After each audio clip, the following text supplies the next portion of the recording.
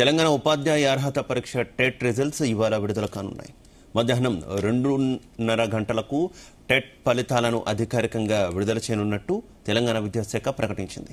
ఫలితాలు విడుదలైన వెంటనే అభ్యర్థులు తమ మొబైల్ లేదా కంప్యూటర్లో మార్కులను చూసుకునే ఏర్పాట్లు చేస్తుంది.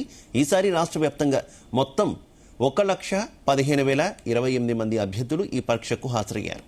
కాగా కేటగిరీల వారీగా క్వాలిఫైయింగ్ మార్కుల కటాఫ్లను ప్రభుత్వం ప్రకటించింది. ఓసీ అభ్యర్థులైతే కనీసం 60% మార్కులు సాధించాలి. అంటే 150 మార్కులకు గాను 90 మార్కులు సాధించాల్సి ఉంటుంది. ఇక బీసీ అభ్యర్థులైతే 50% మార్కులు సాధించాలి. అంటే 75 మార్కులు వస్తేనే వారు అర్హత సాధిస్తారు. ఎస్సీ ఎస్టీ దివ్యాంగులు కనీసం 40% మార్కులు సాధించాల్సి ఉంటుంది. అంటే 150 మార్కులకు గాను 60 మార్కులు సాధిస్తే సరిపోతుంది. టెట్లో సాధించిన మార్కులకు ఉపాధ్యాయ నియామకాల్లో అంటే డిఎస్సిలో 20% వెయిటేజీ ఉంటుంది. ఉపాధ్యాయ ఉద్యోగమే లక్ష్యంగా ప్రిపేర్ అవుతున్న అభ్యర్థులకు టెట్ మార్కులు అత్యంత కీలకం. ఇక ఈ టెట్లో సాధించిన మార్కులకు రాబోయే ఉపాధ్యాయ నియామకాల్లో 20% వెయిటేజీ ఉంటుంది. కాబట్టి ఇందులో మంచి స్కోర్ సాధించడం అభ్యర్థుల ఉద్యోగ అవకాశాలను మరింత మెరుగుపరుస్తుంది.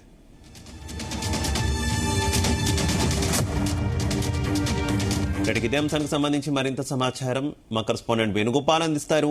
వేణు, తెలంగాణ ఉపాధ్యాయ అర్హత పరీక్షకు సంబంధించి టెట్ రిజల్ట్స్ ఈ రోజు విడుదల చేయబోతోంది తెలంగాణ ప్రభుత్వం. ఇక మధ్యాహ్నం 2:30 గంటలకు టెట్ ఫలితాలను అధికారికంగా విడుదల చేయనున్నట్లు తెలంగాణ విద్యాశాఖ ప్రకటించింది. ఇక ఫలితాలు విడుదలైన వెంటనే అభ్యర్థులు తమ మొబైల్లో లేదా కంప్యూటర్లో మార్కులను చూసుకునే ఏర్పాట్లు కూడా చేసింది. ఇక ఈసారి టెట్ కి రాష్ట్ర వ్యాప్తంగా 1,15,028 మంది అభ్యర్థులు పరీక్షకు హాజరయ్యారు. ఇక ఇందులో క్వాలిఫై మార్కులను కూడా ఇప్పటికే కట్ ఆఫ్ మార్కులను కూడా ప్రకటించడం జరిగింది ప్రభుత్వం. ఓసీ అభ్యర్థులైతే కనీసం 60% మార్కులు సాధించాల్సి ఉంటుంది. అంటే 150 మార్కులకు గాను 90 మార్కులు సాధించాల్సి ఉంటుంది. ఇక బీసీ అభ్యర్థులైతే 50% మార్కులు సాధించాలి. ఇక అంటే వారు 75 మార్కులు వస్తేనే వారు ఈ టెట్ పరీక్షకు అర్హత సాధిస్తారు.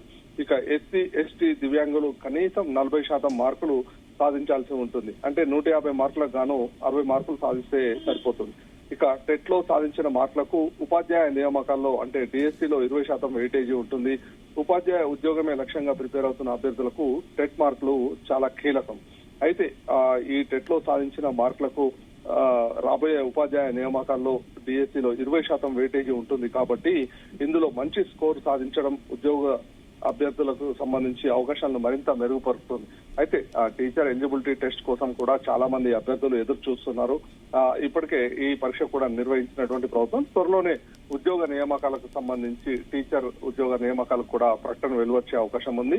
ఇక అందుకోసం ఇప్పటికే ఈ రోజు రిజల్ట్స్ లో క్వాలిఫై అయినటువంటి వారు ఇక ఉద్యోగ నియామక అర్హత పరీక్ష కోసం ప్రిపేర్ అవుతూ ఉంటారు.